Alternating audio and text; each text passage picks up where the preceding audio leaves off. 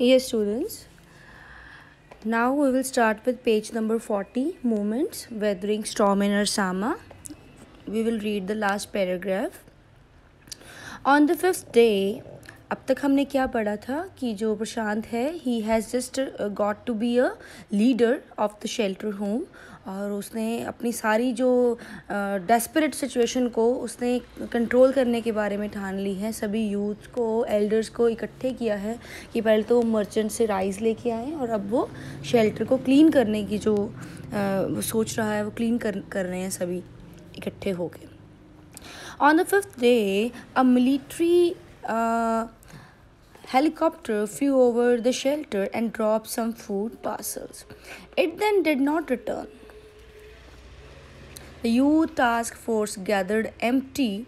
अब देखिए, fifth day जब 5वां दिन था कैटेस्ट्रॉफ का, तो एक मिलिट्री हॉस्पिटल हेलीकॉप्टर आया और उसने ऊपर से शेल्टर के ऊपर कुछ फूड पार्सल्स ऊपर से फेंक के सेंड किए, और उसके बाद ये आया नहीं। ठीक है। देन उसके बाद जो यूथ था, जो भी ये जो यूथ इकट्ठे उन्होंने ऑर्गेनाइजेशन एक बनाई थी सबने, तो उन्होंने क्या किया, उन्होंने एम्प्टी जो वेसल्स थे, एम्प्टी जो बर्तन थे, उनको इकट्ठे किया। Let's see. तो उन्होंने empty utensils from the shelter उनको इकट्ठे किया। Then they deputed the children to lie in the sand left by the water around the shelter with these utensils on their stomachs.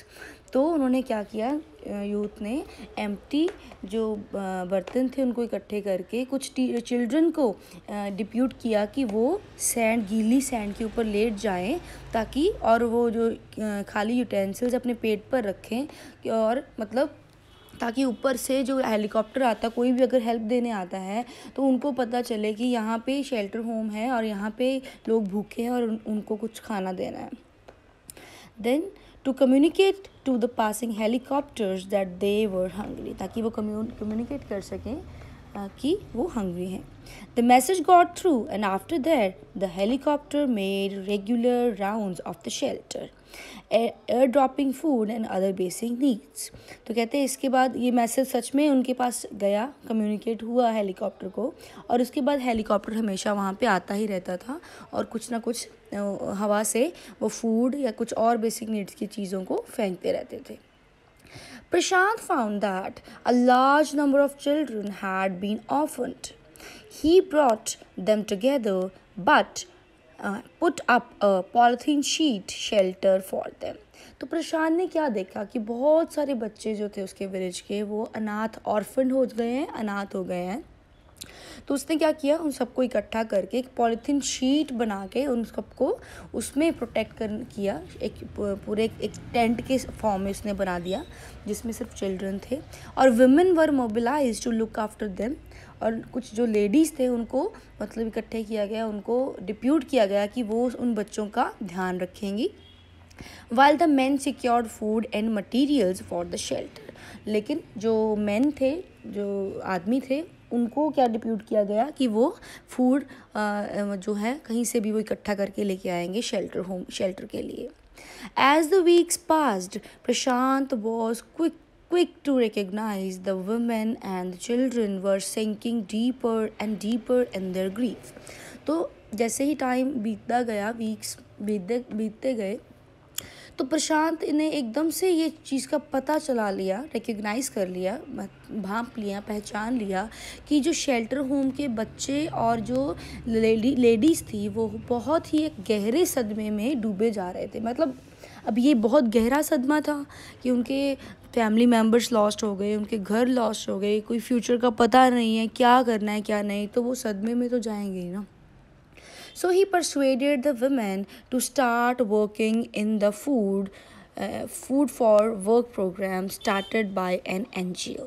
तो प्रशांत ने कुछ जो वुमेन थी उनको परसुएड किया, ठीक है, उनको कन्विंस किया कि वो एक फूड फॉर वर्क प्रोग्राम जो कि किसी NGO द्वारा स्टार्ट किया गया था कि वो काम करेंगी, उनको फूड मिलेगा, तो उस प्रोग्राम में वहाँ पे वो काम करे ताकि कम से कम एक तो उनका ध्यान भी भटके और उनको फूड भी वो अर्न कर ले अपना।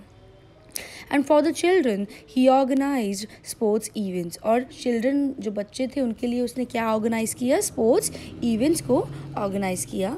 ही himself love to play cricket and so he organise cricket matches for children.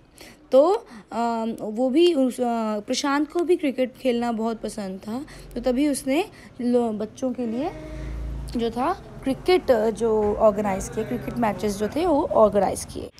Prashant engaged, तो प्रशांत ने इन सबको एंगेज किया विद अदर वॉलंटियर्स, बाकी के जो वॉलंटियर्स थे, जो बाकी के जो यंग लोग थे उनको भी गैदर किया था in helping the widows and children, और ताकि वो विडोज़ जो विधवाएं हैं और जो बच्चों को वो मतलब हेल्प कर सके to pick up the broken pieces of their life, ताकि वो अपने जो लाइफ के बचे खुचे जो चीज़ें हैं, बची खुची जो यादें हैं उनको समेट सके. ठीक है. The initial government plan was to set up institution for orphans and widows.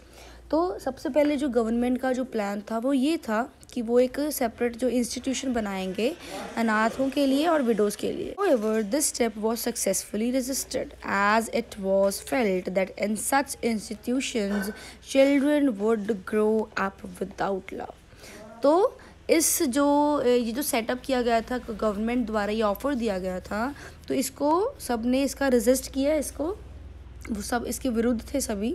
क्यों? क्योंकि ये सोचा जा रहा था कि अगर जो चिल्ड्रन है या विडोज़ अगर वो विदाउट लव ही वो ग्रो होंगे, अब अनाथालय में अगर वो बिना प्यार के ग्रो होंगे तो क्या होगा मतलब. एंड जो विडोज़ हैं वो भी अलग से अगर रहेंगे and widows would suffer from stigma and loneliness. तो जो विडोज़ हैं और बच्चे हैं वो एक अकेलेपन का शिकार हो जाएंगे, सदमे में और चले जाएंगे वो.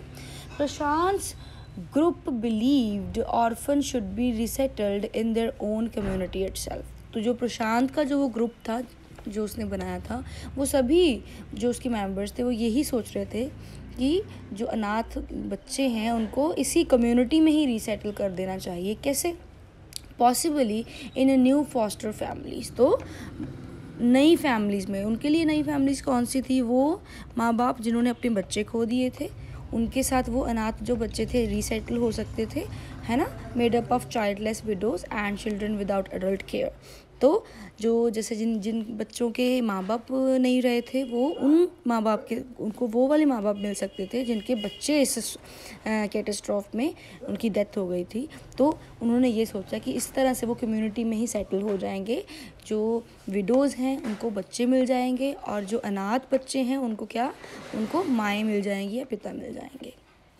So it is 6 months after the devastation of the super cyclone. अब ये 6वां महीना था इस साइक्लोन के बाद जो इसने डेवस्टेशन अकर की थी, जो भी हैपन हुआ था. This time Prashant's wounded spirit has healed simply because he had no time to bother about his own pain. तो अब जो था प्रशांत की जो पूरी जो आत्मा थी, जो पहले तो वो बहुत ही ज़्यादा वो दुखी था क्योंकि उसने सीन्स ही बहुत भयानक देख रखे थे, लेकिन अब वो उसकी जो स्पिरिट थी, उसकी आत्मा बहुत ही जो कि जख्मी हुई आत्मा थी, अब वो भर गई थी, उसके जख्म जो थे वो भर चुके थे.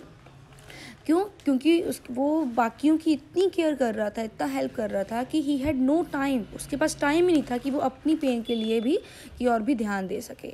So his handsome youthful face is what the widows and orphan children of his village seek out most in the darkest hour of grief. तो उसका ही जो खिला हुआ चेहरा था वो हमेशा कोई जो उसके शेल्टर होम की जो लेडीज़ थी या बच्चे थे वही देखना चाहते थे ताकि वो अपने ग्रीफ से बाहर आ सके. यानी कि मतलब उसका जो खिला हुआ चेहरा बहुत सारी विडोज़ के लिए, बहुत सारे अनाथ बच्चों के लिए एक आशा की किरण बन गया था जिसने उनको इस इतने बड़े ग्रीफ से, इतने बड़े सदमे से बाहर लेके आए. जो so this was the chapter and very beautiful chapter जिसमें हमें एक क्वालिटीज़, एक लीडरशिप की क्वालिटीज़ पता चलती हैं, एक यूथ, एक यंग पर्सन के बारे में जिसने किस तरह से अपनी हिम्मत के साथ एक पूरे के पूरे जो एक उसकी कम्युनिटी थी, पूरे के पूरे उसके विलेज को एक इतने बड़े सदमे से बाहर लेके आने की कोशिश की और वो सक्सेसफुल भी रहा.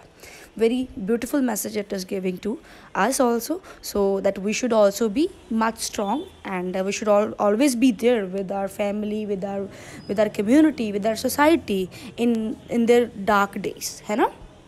So you can see the glossaries even.